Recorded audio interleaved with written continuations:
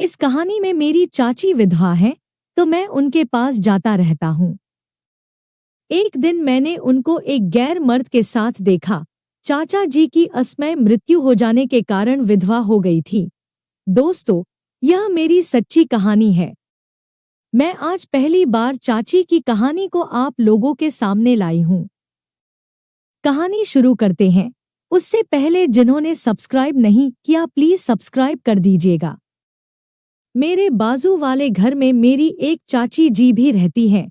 उनके घर में सिर्फ चाची और चाचा जी रहते थे। दोनों खुश थे, जिंदगी अच्छी चल रही थी। एक दिन अचानक चाचा जी को दिल की दोहरा पे आते ही चाचा जी की मृत्यु हो जाती है। अब चाची बिल्कुल अकेली पड़ गई।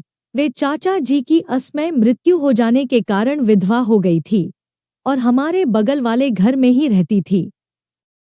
अकेली चाची क्या करते, दुख में डूब सी गई थी। चाची को देखकर बहुत बुरा लगता था। तब उस वक्त मेरी उम्र 22 साल थी। मैं बाहर जॉब करता था। एक दिन मैं अपने घर आया हुआ था। कुछ कम से मैं कुछ समय के लिए घर ही आया था, तो चाची के पास ज्यादा समय बिताता था ताकि मैं उनकी तन्हाई को कम कर सकूं। चाची भी मुझे पसंद करती थी, तो वे भी मेरे साथ सहजता से समय बिताती थी, मेरी देखरेख करती थी। चाची देखने में बेहद खूबसूरत थी और मुझे वो पसंद थी। एक दिन मैंने चाची के रूम में बहुत सारे पैसे दिखे मुझे। उसी दौरान मुझे कुछ संदेह हुआ कि मेरी चाची के पास इतना सारा पैसा कहाँ से आया। फिर पता चला मुझे चाची किसी दूसरे आदमी से अपनी भूख मिटवाती है, क्योंकि कमाने वाला कोई नहीं है घर में। मुझे बहुत दुख हुआ चाची के लिए और गुस्सा भी आया खुद पर। उसके बाद मैं उन पर नजर रखने लगा। एक दिन मैंने देखा कि चाची ने एक आदमी को घर बुलाया था। उस वक्त रात के करीब 11 बजे थे। वह आदमी जैसे ही अंदर आया, चाची जी उसे अंदर लेकर अपने कमरे में चली गईं।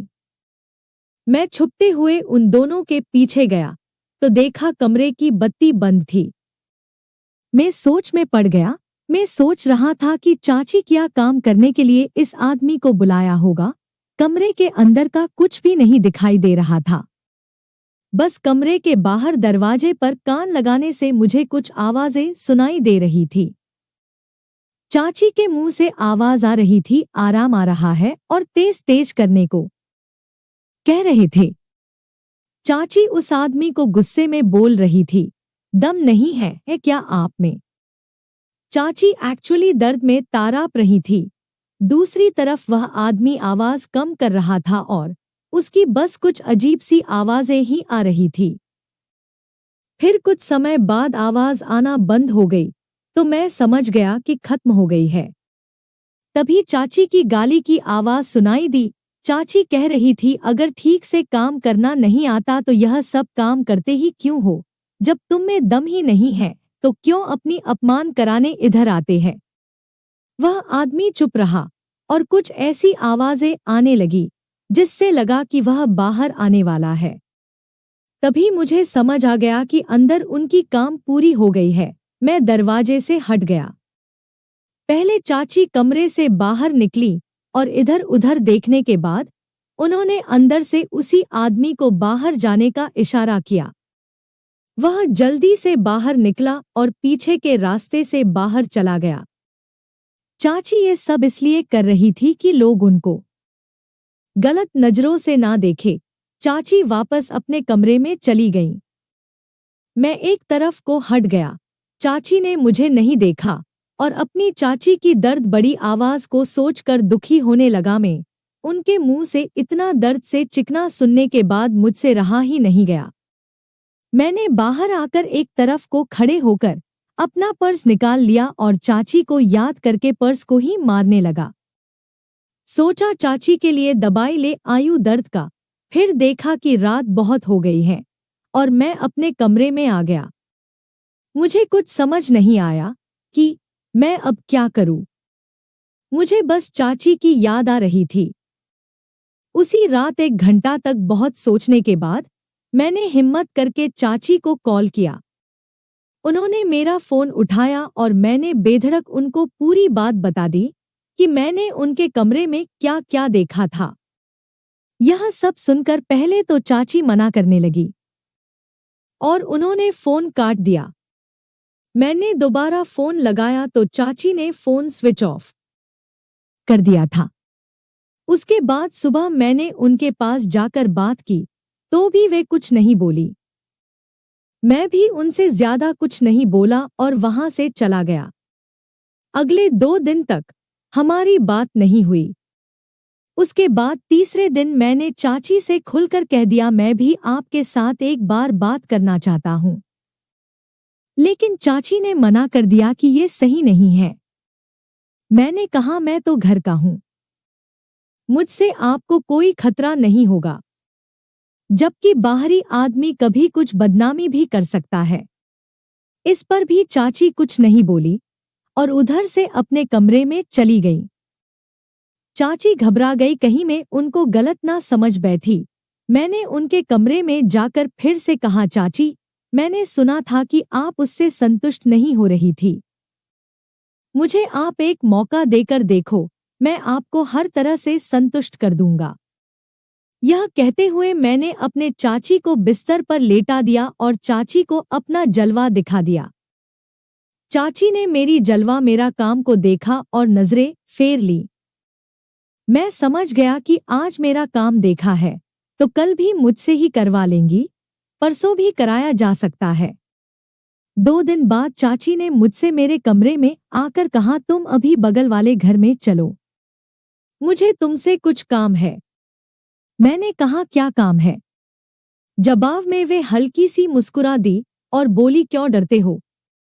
मैंने कहा, डर किस बात का चाची? चाची मेरे कमरे से बाहर जाती हुई बोली, तो ठीक है, अभी मत आना। आज रात को मैं अपने कमरे में तुम्हारा इंतजार करूंगी। आज रात तुम मेरे साथ ही सो जाना। मैंने उनका हाथ पकड़कर उनसे ठिठोली की, क्या आज मेरे भाग्य में आपका साथ लिखा है? वे कुछ नहीं बोली और मेरे हाथ से अपना हाथ छुड़ाकर बाहर जाने लगी। तभी वे पलटकर बोली, रात 10 बजे के बाद आना और ध्यान रखना कि मैं विधवा हूं। मुझ पर किसी तरह का लांछन न लग पाए। चाची का ऐसा कहना जायज था क्योंकि वह अभी एक विधवा थी। बस फिर क्या था, मैं समझ गया कि आज चाची ने मेरे से करवाने के लिए तय कर लिया है। रात को मैं सबसे बचता बचाता हुआ उनके कमरे में आ गया और उधर जाकर मैंने उनसे बात की तो वे मुझसे चिपक कर रोने लगी और मेरे साथ बातचीत करने के लिए अपनी रजामंदी देने लगी। मैंने उनसे कहा, चलो अभी काम शुरू करते हैं। वे बोली, अभी नहीं, आज रात को 2 बजे के बाद आ जाना। उतनी देर में मैंने चाची की दवाई को टटोल लिया था। चची की दवाई पर झांटों का जमा था। मैंने हाथ हटाते हुए कहा, ओके, तब तक रात को सब साफ सफाई कर लेना। चाची समझ गई कि मैं उनकी दवाई की झांटों की सफाई की बात कह रहा हूं। वे हंस दी और बोली, तुम भी कर लेना। चाची इतनी दुखी थी कि घर की साफ सफाई करना भी भूल गई। पहले चाचा जी जब थे तब सब कुछ ध्यान से करती थी। फिर उसके बाद रात को मैं उनके कमरे में चला गया और उनके बाजू में जाकर लेट गया। उस समय मुझे बहुत अच्छा लगा क्योंकि मैं पहली बार किसी अच्छे काम में मैं आया। चाची दर्द से छुटकारा पाना चाहते थे। फिर मैं उनको अपनी हाथों से दबाने लगा उनके पैर। लेकिन तभी चाची ने हद कर दी। वे कहने लगी, आज कुछ नहीं हो पाएगा। मैंने तनिक गुस्से से पूछा, क्यों नहीं हो पाएगा? वे हंसने लगी और धीमे से बोली, आज तुमने दवाई लिया है तुम्हारा। मेरी समझ में नहीं आया कि कौन सी दवाई लिया है और इस बात से क्या लेना देना है। मैंने उनकी एक चीज को अपनी हथेली में भरा और जोर से पूछा, यह क्या ड्रामा है यार? कौन सी दवाई? ने पान चबा लिया है और उससे मुझे क्या लेना देना है? चाची ने मेरा हाथ अपनी ओर से हटाते हुए कहा, बिल्कुल। अनाड़ी हो क्या? आज मेरी टांगों के बीच की वह दर्द ज्यादा है जिसमें तुम अपने काम को अंजाम के लिए मरे जा रहे हो। आज मेरी खून टपकने लगा है, इसलिए अब 4 दिन की छुट्टी समझो। अच्छा। मैं अब जाकर समझा कि चाची की माहवारी शुरू हो गई है। मुझे हंसी आ गई और मैंने उन्हें आराम करने को कहा। वे भी मेरी चिंता करने लगी। कहने लगी, आज नींद आएगा तुम्हारा, क्योंकि तुम्हारे चाची के दर्द तो कम होने का नाम ही नहीं ले रही। मैं सोच में पड़ गया और हम दोनों साथ ही सोने लगे। क्या पता रात को अगर कुछ हो गया चाची को तो। अपनी चाची की दर्द मुझसे बर्दाश्त नहीं हो रहा था। उस रात को हम दोनों के बीच कुछ नहीं हुआ। फिर माहवारी खत्म होने के बाद मैंने चाची से दिन में कहा कि आज तो कव्वाली की रात है। वे हंस दी और बोली, हाँ आ जाना, गजल सुनाऊंगी। इस तरह से हम दोनों की बात पक्की हुई।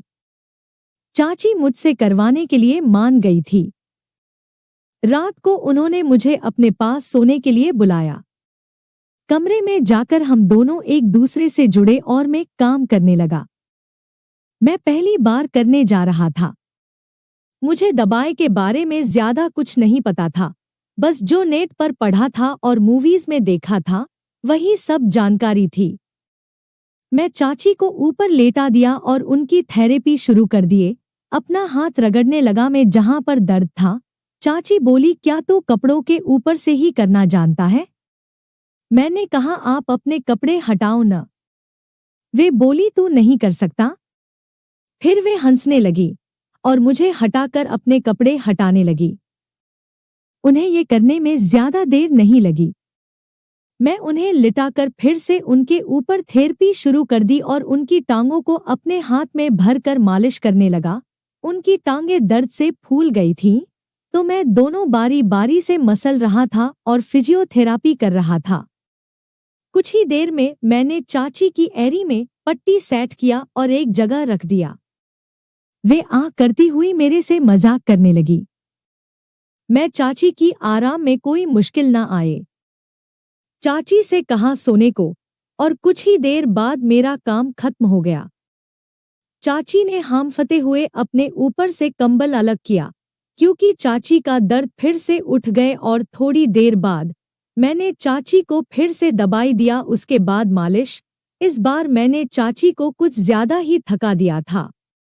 उसके बाद रात को मैं चाची के कमरे से निकलकर अपने कमरे में आ गया। अब हर रात ऐसा ही होने लगा। धीरे धीरे चाची ने मुझे थेरापी करने के बारे में खुलकर सिखाना शुरू कर दिया। कैसे लेना, कैसे करना है और कैसे कोई भी काम का मजा लेना, आवी यह सब मुझे समझ में आने लगा। चाची को कुछ देखकर बहुत खुशी हुई मुझे। चाचा जाने के बाद पहली बार चाची को इतना कुछ देखा मैंने, पर उनकी दर्द मतलब चाची के घुटनों की दर्द से जूझ रही थी। कई अलग अलग तरीके से उनकी थेरापी की। अब चाची भी मुझे अच्छे से साथ देकर मेरी सहायता का पूरा मजा लेती थी। उसके बाद मैंने चाची की अलग तरीके की ट्रीटमेंट की बात कही तो चाची मान गई। अब वे मुझसे दोनों तरफ से कम को लेकर खुश थी।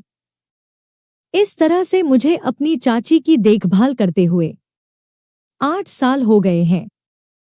हम दोनों आज भी हफ्ते में 2 दिन जरूर करते हैं। मेरी चाची आज भी पूरी तरह से तंदुरुस्त लगती है, जबकि उनकी उम्र अब 42 साल हो गई है। अब तो चाची ने अपना ऑपरेशन करवा लिया है और वे अब मेरा सारा काम अपनी तक में ही ले लेती हैं। उन्होंने अब सिर्फ मेरे से ही तय कर लिया है। वे किसी बाहर वाले को घास भी नहीं डालती हैं। वे मुझे भी किसी दूसरे के पास थेरापी करने जाने नहीं देती हैं। मेरी चाची में अब बहुत जोश है। हम एक दूसरे का ख्याल रखने लगे हैं। ऐसी ही अच्छी जिंदगी चल रही है हमारी। आए दोस्तों, आपको मेरी कहानी कैसी लगी प्लीज मुझे कमेंट करके बताएं और मेरी चैनल को लाइक सब्सक्राइब कर दीजिए। बेल ऑन करके रखें ताकि नेक्स्ट वीडियो तुरंत आपको नोटिफिकेशन मिल जाए। धन्यवाद।